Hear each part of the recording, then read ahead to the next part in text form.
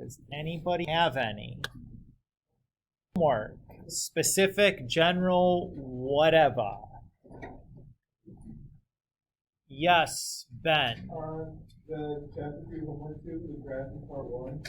I was a little confused when we were supposed to do the first problem, but with all the lines. Okay. Yeah. Sure. Well, let's take a look at that. Chapter 2, Okay, I want to homework 2, problem 1.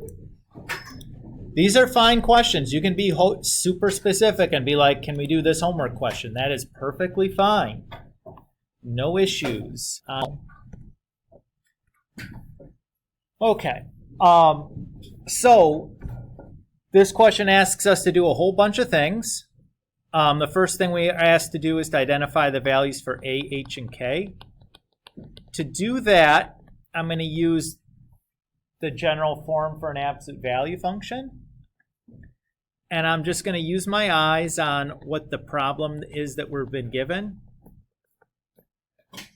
So if we know there's no number out front for the A, but because the A is being multiplied, what number do I know is actually there? A 1. And then similarly, the H is missing. But since the H is being subtracted, what number do we really know is there? Not 1, 0. So if it's an addition or subtraction and it's missing, it's a 0. If it's multiplication or division and it's missing, it would have been a 1, right? Everybody's okay with that? So I can see that my A is 1, my H is 0, and my K is 3. Part B says describe in words the transformation to the parent function. So we're going to use what we learned from last chapter to do that. So the A, H, and K are each describe some kind of transformation going on. The A does two things. It can cause a reflection across the x-axis or some kind of vertical dilation. So we get a reflection if the value for A is negative. Ours is positive, so there's no reflection. You could write that, and it's not wrong, but I don't need you to write if something doesn't happen. The other thing that we have to check is a vertical dilation. So we get a vertical stretch if the absolute value of A is greater than 1. And we get a vertical shrink if the absolute value of A is less than 1. If it's exactly 1, we don't have any dilation at all, which is what's going on here because our A value is 1. So you could write down no dilation, or you could just skip that spot. Then we should look at the H. The H controls a translation left or right. So if H is positive, we're going right that much. If H is negative, we go left that much. If H is 0, we don't do any translation left or right at all. So you could write that, or you could just not. Either is okay. And then the last one is K, describes a translation up or down. If K is positive, it's going up that much. So since RK is positive 3, the only transformation going on there is a translation up 3 units. So you could just write something like up 3 there. Okay, so far, Ben? Yeah. Okay. Now to transform the points, that's the next thing we need to do. We're going to use this transformation map. So for our problem, we know that H is 0, so we just have x plus 0 or x. A is 1 and K is 3. Well, 1 times y is... So really my transformation is the x coordinate is going to stay the same, and the y coordinate we're going to add 3 to. Yes, sir? What does that say at the end, like in the red? AY, what is that? Plus K. Okay. 4, 0, 3, and then 1, 4.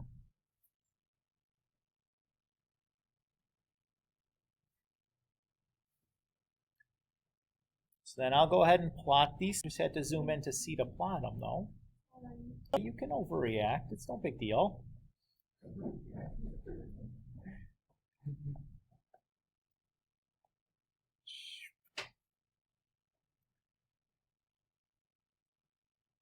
So there's my graph. Ben, are we okay to hear? Yeah. Can you see enough now? Overreactors? Yeah. Okay. And the last thing we need to do is do the domain and range. Well, the domain is easy because for all absolute value functions, the domain is always negative infinity to positive infinity. The range is always one of two things. We can tell which one of the two situations we're in by looking at the sign of A. If A is positive, the range will go from k to positive infinity. And if A is negative, it'll go from negative infinity to k. Now, the situation we're in, A was 1, so we have this one. So that'll be 3 to positive infinity, because 3 was my value for k.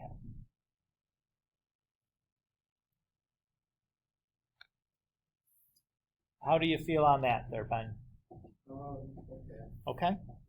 So for the test, there are 3 kind of key pieces of information that you'd want to make sure that you have memorized. You'd want that general form for an absolute value function so that you can pick out the values for A, H, and K. This transformation map so that you're able to transform the key points once you have your A, H, and K. And you'd want this rule for the range, really calculate the range and don't have to do it by looking at the graph, although it's not wrong to do that. Peter. Can you go over how we got the coordinates again? Like negative 140 and 3. Yep, so all I did was I took negative 1, 1, I plugged negative 1, in for x, and then positive 1 in for y. Oh, okay. So negative 1 we didn't do anything to, and then the positive 1 we added 3 to, which gave us the point negative 1, 4. And I did that for 0, 0, and then 1, 1. So the transformation, which is like the k, that's what we add the y to. That's being added to the y coordinate. Minus 3, then we subtract the y coordinate. Yes. Ben. Sorry, I'm just a little confused how, at the bottom, when you parentheses, when you use a Bracket? Yeah. So it doesn't really matter for the absolute value because it's always going to look in this form. So I mean, I would be happy to explain to you when which comes, but I think what you're asking is like on the test, how do I know which one is which? And I'm telling you, it always looks like one of these two. So if you know the format, that's it. So the difference between the two is basically the interval is representing a set. A bracket means that value is included in the set, and the parenthesis means it is not. Is the short answer and maybe the more, yeah, okay. Yeah, you're welcome, Ben. Okay, do you guys feel okay on this one? Yes. Okay, we can do some more. Do you have more questions? Again, I'll do this for 30 minutes or so. On the same homework? Sure.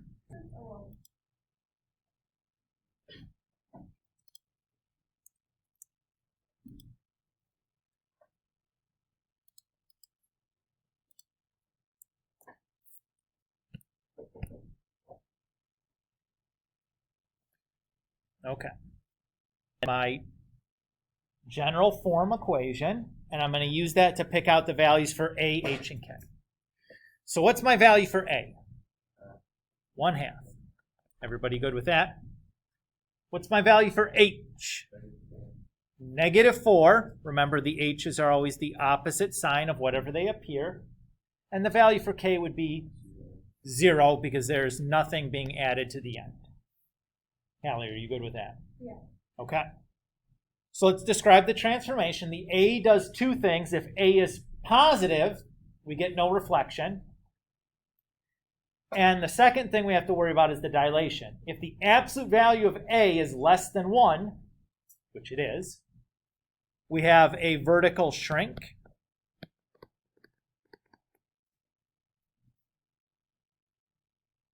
The H describes a translation left to right. Since H is negative, we're going left And the k describes the translation up and down because k is 0. It doesn't do anything up or down. Is everybody okay there? All right. Now let's write our transformation map. So we have xy goes to x plus h, and then ay plus k. So plus and negative I just wrote as subtraction, and then I didn't bother to write the plus 0 because it doesn't do anything. Is that okay?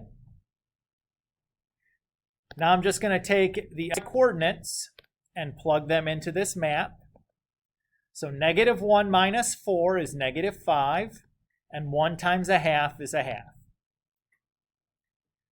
And I continue doing this. 0 minus 4 is -4, and 0 times a half.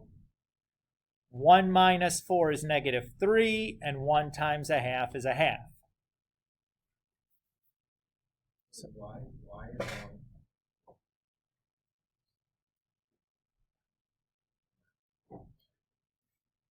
Okay. So I have -5 and a half, -4, 0, and -3 and a half.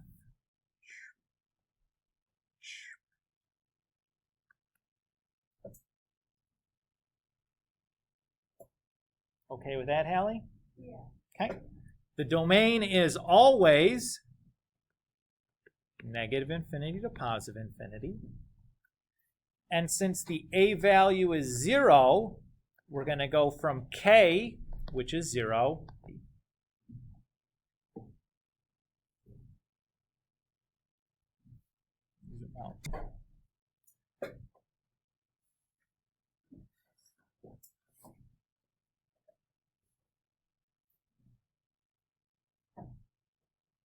Does that feel better? So again, like once you've got the hang of it, should go pretty quick, but I certainly doing this the first couple of times, it takes a minute to get the hang of it. Can you zoom in for a second? Yeah, no problem. And just again, FYI, all of this stuff that we're doing here, my work is all in the content library under the day's notes, so you can always go back and look at this. And we're recording this, and all the videos are in PowerSchool, so if you want to go back and watch the videos on PowerSchool, those are all there also. Not saying that you need to, or that you should be, but they're there. Everybody good? What do you want to talk about next? Bianca.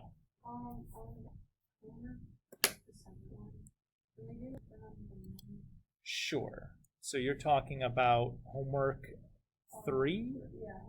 Do number 2. I'm going to do the whole thing on number 2 rather than just answering the part that you're asking about, because I'm sure that someone else is probably interested. Once I do just your part that you're asking about, which is like the very end, someone will ask to do from the beginning anyway. So just yes. Yeah, they're both page, so it's easy enough. Okay. So here we're asked to graph this absolute value function. Now here, I'm going to start it the exact same way I did the previous graphing problems. I'm going to use my general k. The a in this problem would be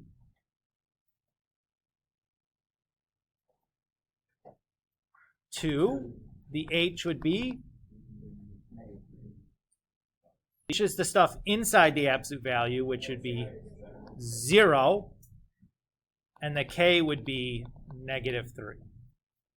Everybody's okay with that? Now I need those to write my transformation.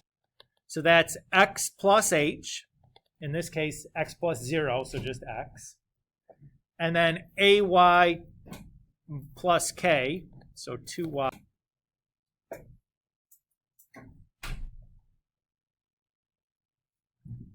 With what I did there. Now to find my new points, I'm just going to plug my old points. I'm going to plug x in for x and y in for y. So I have -1, and then 2 times 1 minus 3 is -1. I'll plug in 0 and 0, so that's 0 and -3. And plug in 1 and 1, that's 1 and -1.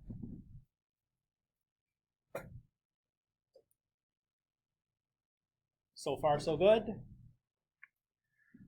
Okay, I'm going to zoom in a little so I can plot my points. So I have -1 and then 1, -1.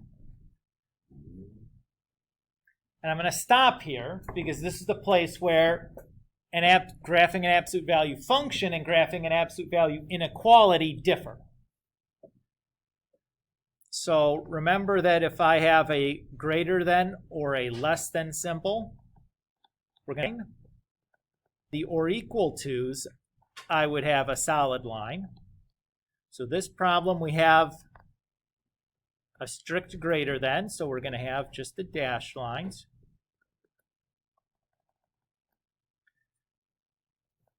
Everybody okay there? The second piece is I have to worry about the shading. If I have a less than or a less than or equal to, we're going to shade below. We're going to shade above the line. So when I say above or below, what I would do is I would just think about the vertex. If I'm shading above the vertex, I'd be shading here, which is what we're doing in this problem because it's a greater than. So there's my shading. And I'm done. There's no domain or range that we can ask you about on an inequality function. So this is it. Bianca. But if it was below, it would be outside of the vertex. So if it was less than, we would be shading the stuff that's below the vertex. So everything on the outside. So it's basically just decide which side of the graph to shade, right? And the easiest way to do that is just find the vertex in either below the vertex or above the vertex, and then it's kind of easy to picture what you're doing. Does that help? Yes. Okay. Ben. Homework 4, can we do the vertical? Sure.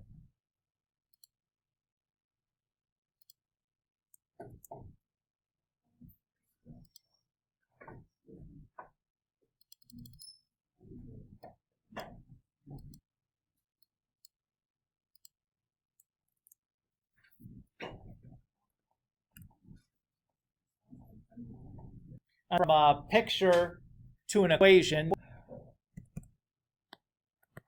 value equation that we've been using.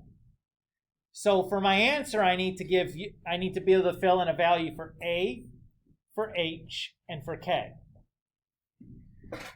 Now, two of those three are easy to get because I know the vertex is H comma K.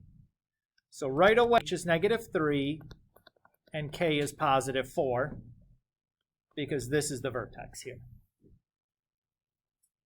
Everybody's okay with that? So using the vertex and my other point, the other point is an x, y, I can fill in values for x, y, h, and k and solve for a. So filling those in, I would say that 2 is equal to a times -2 minus a -3 plus 4. Ben, you good so far? Yeah. Okay. So now I'm just going to solve for a. I can subtract 4 from both sides. And then inside the absolute value, -2 minus a -3 is just 1. The absolute value of 1 is just 1, and 1 times a is just a, so I didn't have to really do much to solve for a there. It's just -2. So now I have everything I need. I'll just rewrite my final answer as -2 times the absolute value of x plus 3, and also, I just wrote it as a plus sign. Andrew? Yes. That's it. And that's it. So, oh no.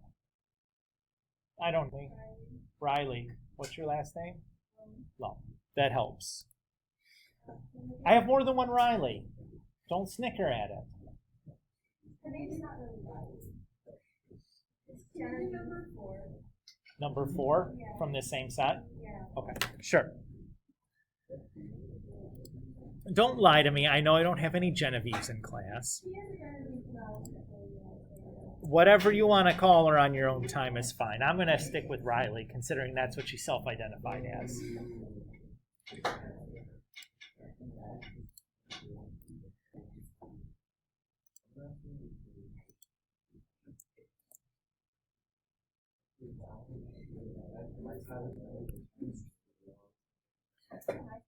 All right. Homework 4, number 4. We're going to start the same way. This is what we're trying to get to. We're given the vertex, so right away we know that A 3/5 and K is 7/3. To find A, I'm going to use this other point as an X and a Y and solve for A. So we'll just plug everything in.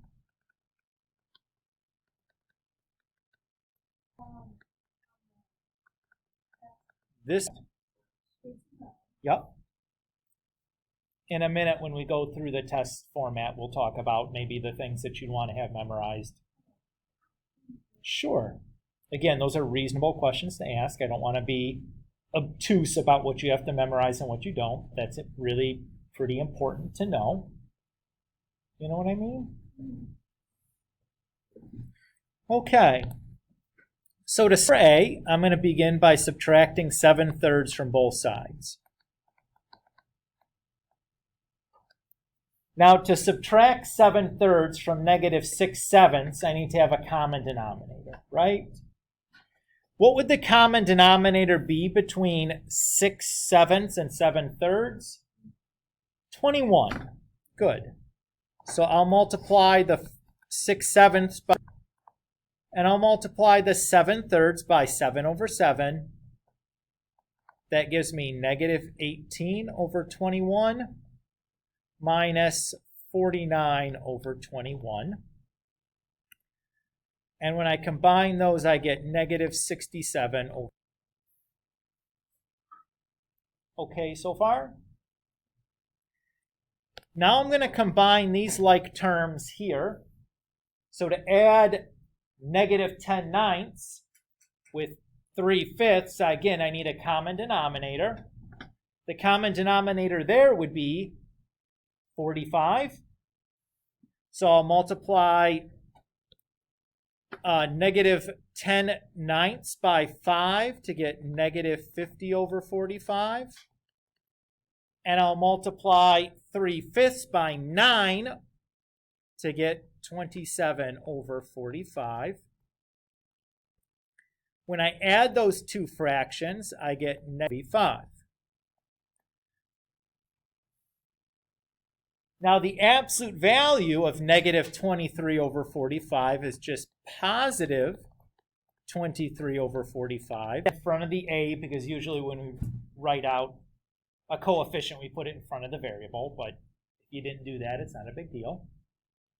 So far, so good, Riley. Okay, now we just need to divide both sides by 23/45. Now that's also equivalent to multiplying by the reciprocal, which is probably the way that's a little bit than dividing fractions. Multiply 45/23 by -67/21. I noticed right away that I can reduce here, that the 45 and the 21 a factor of 3. So I can rewrite that as 15 and a 7. And let's see, -67 times 15 is -1005. And 23 times 7 is 161. It's equal to A. So when we put this all together, I have y equals -1000. Wait, what happened to the 7/3? I turned it into -21 or -49/21. I made a common denominator. My bad. That's okay.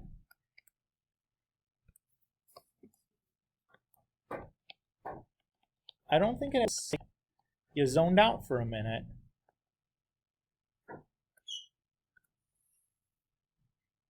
So that's what our final answer would look like. Yes, Okay, Stefan. I was a bit. So what did we do? Actually, the first step. Like, I understand what we did in absolute value. Canceling out 7 over 3. So this is the first thing I did, is doing this to both sides. Okay.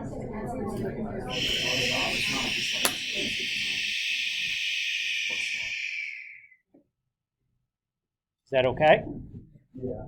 Now, Riley, can I surmise that the reason you asked about this was not so much the process, but rather dealing with the fractions that was the issue? May I show you how you can use your calculator to help you in this case? Okay. So all of these things that we did with fractions we can do on our calculator. You just have to know how to do it. So the first thing we did was we did negative 6/7 and we subtracted 7/3, right? So let's do that on our calculator. So I'm going to type in my negative sign. And then to get the fraction, what I'm going to do is I'm going to press alpha and y equals. And the first option is the one that I'm going to pick. Yes, Andrew. I typed a negative sign, and then I pressed alpha y equals. And then we're going to type in 6/7, just like it looks on our sheet of paper. And then I'll do the subtraction symbol. And I need another fraction for 7/3, right? So I'll press alpha, y equals again, select that first option, and then type 7/3, just like it looks like on my sheet of paper, and press enter. And that gives us the negative 67/21. So all of these things that we did by hand, we could have used our graphing calculator to handle for us. Right? So the next step, what we did is we took that negative 67/21 and we multiplied it by 45/23. So I can take that, if I use the up arrow, I can go back and select that fraction. And then I'll do my multiplication symbol. And I'll do alpha, pick that first fraction option. And we'll do 45/23. Oops. Make sure I press the down arrow there. I guess I missed it. And then press enter. And there's my 1005/161. So using that fraction option where we do alpha y equals is really helpful because once you've used that, the calculator is going to report your answer in a fraction, if possible, but it'll always give you a fraction back as your answer, which is really nice because it allows you to kind of check some of those things. Andrew. So for the first part, I don't know why I picked wrong, but instead of like negative 67/21 at 31. Did you have exactly this in the line before? The stuff that I've highlighted in black there? Negative 6/7 minus 7/3? Negative 6/7, right? Mm-hmm. Is it possible you have two negative signs instead of a negative sign and then a subtraction symbol? You said you had 42/21? 31/21? Negative 6/7. Negative 6/7. Mm-hmm. Minus 7/3. I'm thinking you just typed a number wrong into your calculator.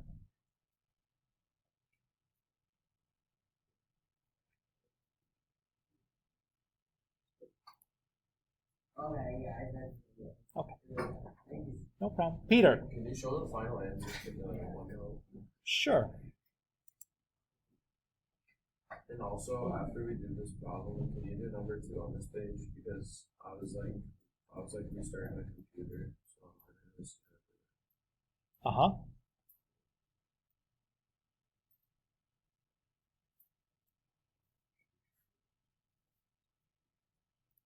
number 2, you said? Yeah, like Okay.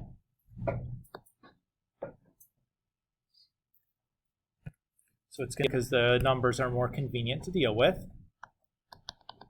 So this is what born is an equation that looks like this. We know the vertex is, and this other point is going to act as my x. So if I plug all of that stuff in, I have -2 equals a times -3 minus 4, -5.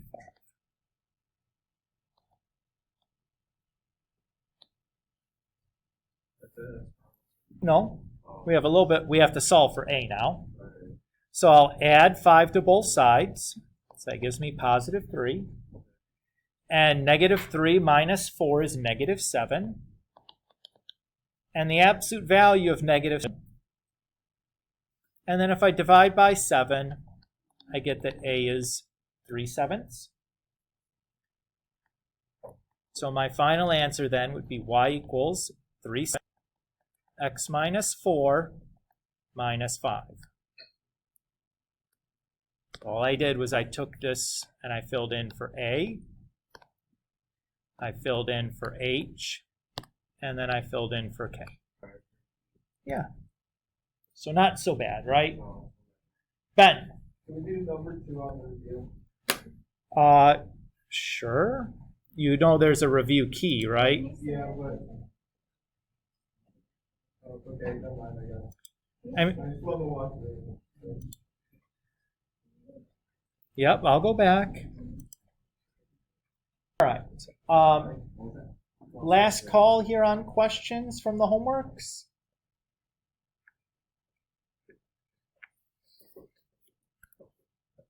All right. If anything, you guys know where to find me. I'm happy to talk some more. Let's talk a little bit about the test format.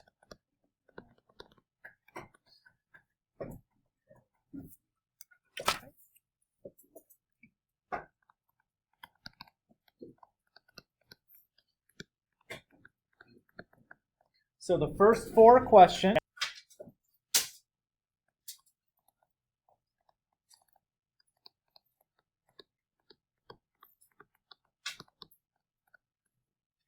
And then we'll have 2 questions where I ask you to solve an absolute value inequality.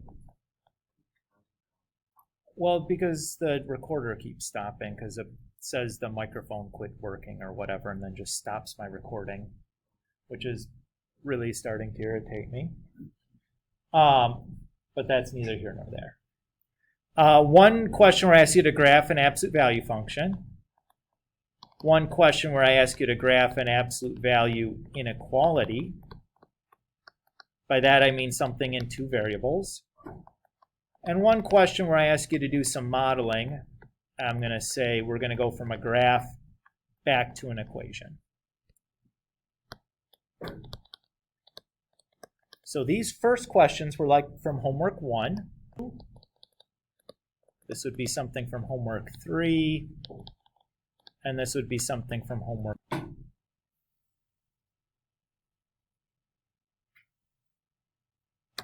Okay.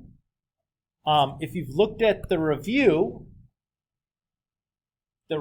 format is identical to the test format. So the same phrasing of questions, the same format for the questions, the same numbers of questions, the same types of questions. The only thing that's going to be different are the actual questions. Yeah, the actual questions will be different numbers in the problem. But I'm going to ask you to answer them the same way, ask you to do the same things in the same format. It'll look pretty identical. Does that feel okay to you guys? You have a good picture as to what to expect, I hope? Okay.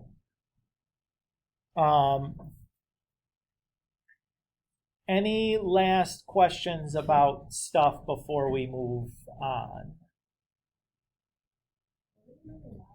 Well, we're going to take our homework quiz over this stuff from this chapter. And then anytime after you've turned that in, you're free to work on the review for the remainder of the period. Is it in the content library? So I have not moved it yet. Wait, Nina, Yeah, you go back up. It's all in the content library still, remember? Oh, yeah.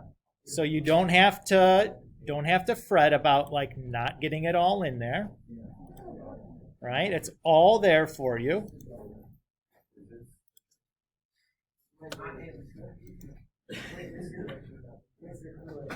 Yes. We're having a homework quiz before the homework is due. Yeah. You got probably to leave. What's that, Alexis? I couldn't hear what you said because you like looked down.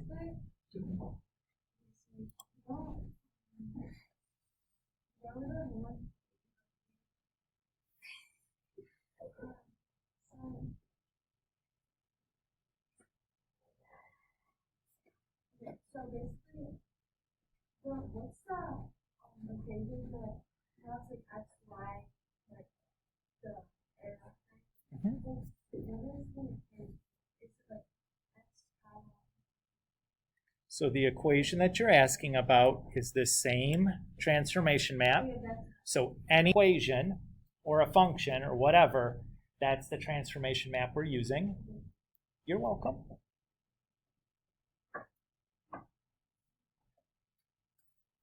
Okay.